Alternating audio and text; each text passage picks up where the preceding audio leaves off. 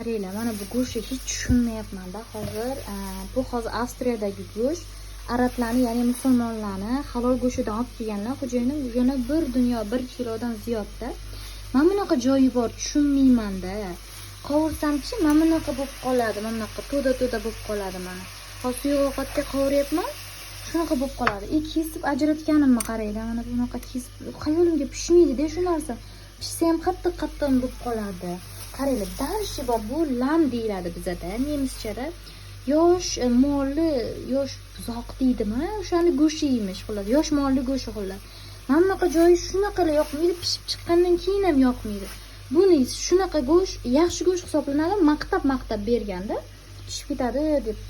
Sizlar nazdinglarda qanaqa go'shtga tushunadiganlar bo'lsa, bir tushuntirib yuboringlar, iltimos. Yo buni ishlataveraymi, yo qaytarib aytib bering deyapman-da hozir. Tushunmayapman umuman. Farqiga bormayapman.